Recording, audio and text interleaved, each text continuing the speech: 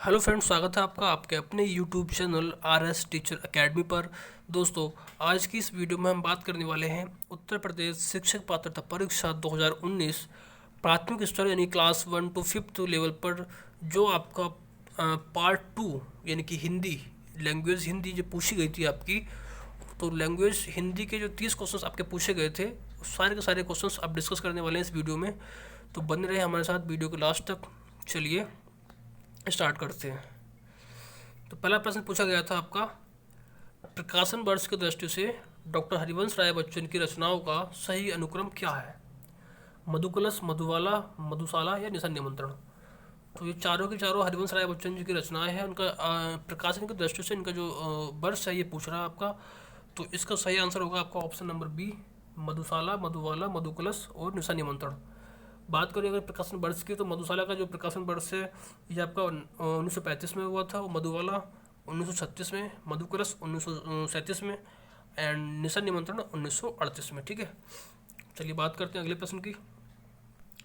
ये आपको सुमेलित करना इनकी मिलान करना है कि जो आपकी हिंदी साहित्य सम्मेलन है ये कब हुआ, काशी नागरी प्रचारणी सभा कहाँ हुई, या कब हुई, और राष्ट्रीय भाषा प्रचार समिति वर्धा में जो हुई थी वो कब हुई।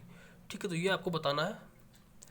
तो इसका सही आंसर होगा आपका ऑप्शन नंबर डी, यानी कि जो आपकी हिंदी साहित्य सम्मेलन हुआ था ये आपका 1910 में हुआ था, और काशी नागरी प्रचारणी सभा आपकी 1893 में हुई थी, और जो आपका राष्ट्रीय भाषा प्रचार समिति जो कि वर्धा में हुई थी कब हुई थी, 1918 में हुई थी। ठीक है, तो सही आंसर इसका आपका होगा option number D.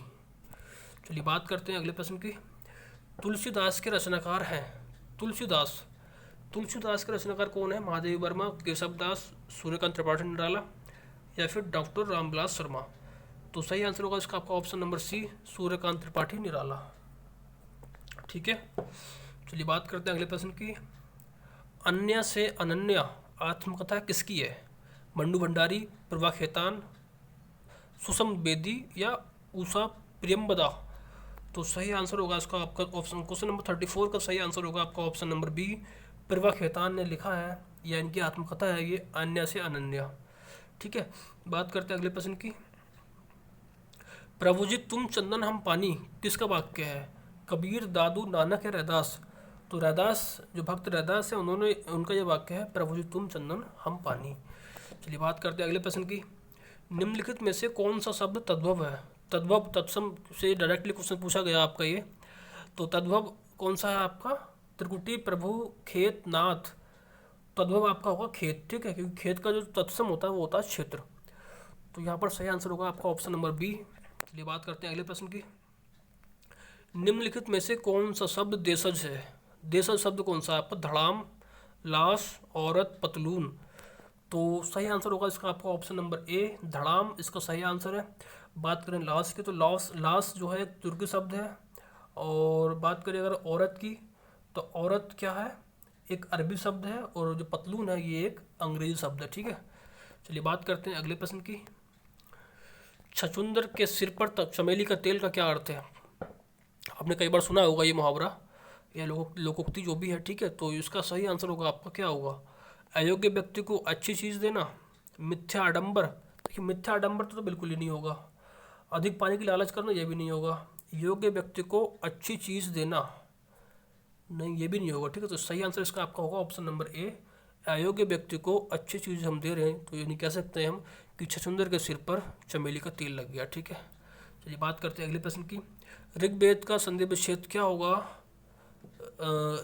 Rigveda, Rigveda, Rigveda या ऋग्वेद। तो सही आंसर होगा इसका आपका ऑप्शन नंबर बी, ऋग्वेद। ठीक है, बात करते हैं अगले प्रश्न की।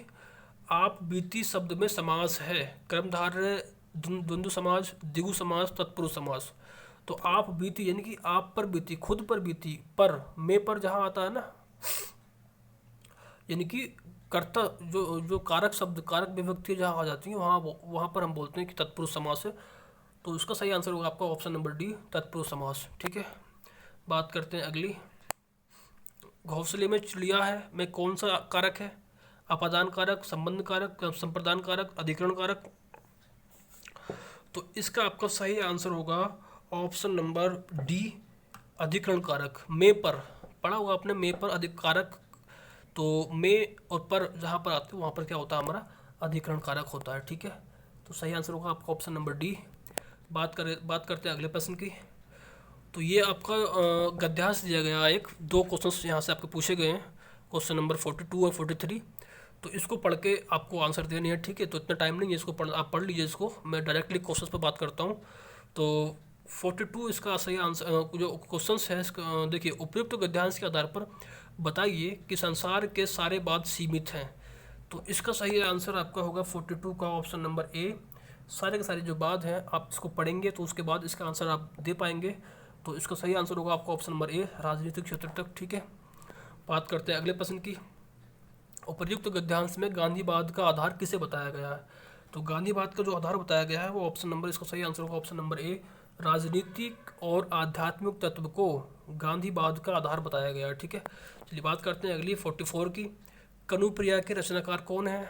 धर्मवीर भारती, राघव, भगवती चरण वर्मा या नागार्जुन? तो सही आंसर होगा इसका आपका ऑप्शन नंबर ए, कनुप्रिया के जो रचनाकार है वो कौन है? धर्मवीर भारती है। बात करें अगले प्रश्न की। तो प्लुत स्वर कौन सा है? प्लुत स्वर की अगर हम बात करें तो जहाँ बोलने में थोड़ा अधिक समय लगता है तो उसको हम प्लुत स्वर बोलते हैं। तो इसका सही आंसर होगा आपका ओम। ठीक है, बात करते हैं अगले प्रश्न की 46। प्रयोजन का समानार्थी शब्द नहीं है। प्रयोजन का समानार्थी शब्द लक्ष्य, हेतु, नियोजन, उद्देश्य। तो इसका समानार्थी शब्द नहीं है नियोजन। ठीक है, बात करते हैं अगले प्रश्न की। ऋजु का विलोम शब्द है सरल, त्रिकोण, वक्र, सीधा। तो सही आंसर होगा इसका आपका ऑप्शन नंबर सी, वक्र। ऋजु का विलोम होता है वक्र। बात करते हैं अगले प्रश्न की। निम्नलिखित विकल्पों में किस विकल्प में विशेषण का निर्देश अशुद्ध है? यानी कि जो विशेषण लगाया गया है वो अशुद्ध रूप में लगाया गया है। ठीक है, जैसे ढाई अपूर्णांक बोधक ठीक है, दूसरा क्रमवाचक होते हैं ना, दूसरा तीसरा चौथा सही है, 26 पूर्णांक बोधक सही है। तो ऑप्शन नंबर सी इसका सही आंसर हो जाएगा, क्योंकि इसमें जो है विशेषण का जो निर्देश है वो क्या है? अशुद्ध है। ठीक है, बात करते हैं अगले प्रश्न की। आप भला तो जग भला वाक्य में सर्वनाम के किस भेद का बोध होता है? निजवाचक सर्वनाम, अनिश्चयवाचक सर्वनाम, प्रश्नवाचक या संबंधवाचक? तो आप भला तो जग भला, आप भला यानी कि खुद खुद खुद के लिए बात कर रहा है, खुद की बात कर रहा है वो, कि आप भला, खुद अगर आप भले हो तो जग भला। तो सही आंसर होगा इसका ऑप्शन नंबर ए, निजवाचक। ठीक है, अपने लिए बात कर रहा है वो। बात करें अगली क्वेश्चन नंबर 50। निम्नलिखित में से कौन सा शब्द पुल्लिंग है? चील, कड़ी, सरसों या संतान? देखिए ये प्रश्न आपका पूछा गया था यूपी टेट में, लेकिन इसका जो जितने भी विकल्प दिए गए हैं ना, सारे के सारे स्त्रीलिंग है।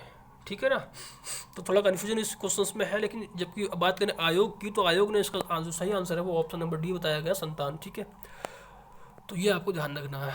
चलिए बात करते हैं अगले प्रश्न की।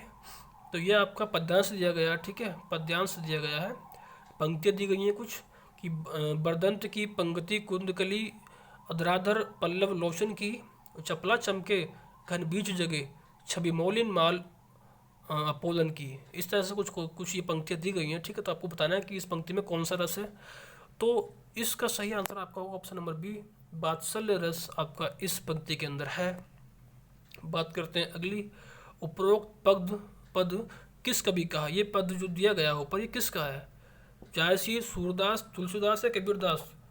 तो सही आंसर होगा इसका ऑप्शन नंबर सी, तुलसीदास जी ने जी का ये जो है पद है। चलिए बात करते हैं अगले प्रश्न की। उच्चारण स्थान की दृष्टि से कौन सा विकल्प शुद्ध है? सा मूर्धन्य, चा कंठ, सा दंत्य या स तालव्य? तो कौन सा विकल्प शुद्ध है ये आपको बताना उच्चारण स्थान की दृष्टि से। तो सही आंसर होगा इसका ऑप्शन नंबर बी। ठीक है, सा जो है वो दंत्य, जो उसका स्थान है उच्चारण स्थान वो क्या है? दंत्य है। चलिए बात करते हैं अगले प्रश्न की। निम्नलिखित में कौन सा कथन अशुद्ध है?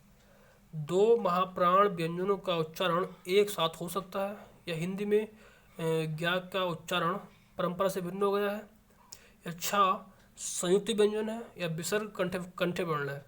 तो कौन सा कथन अशुद्ध है इसके अंदर ये आपको बताना है। तो इसका सही आंसर होगा ऑप्शन नंबर क्वेश्चन नंबर 54 का जो सही आंसर होगा वो होगा ऑप्शन नंबर ए, दो महाप्राण व्यंजनों का उच्चारण एक साथ हो सकता है, ये नहीं हो सकता भाई, ठीक है। तो ये आपका आंसर होगा सही। बात करते हैं अगले प्रश्न की।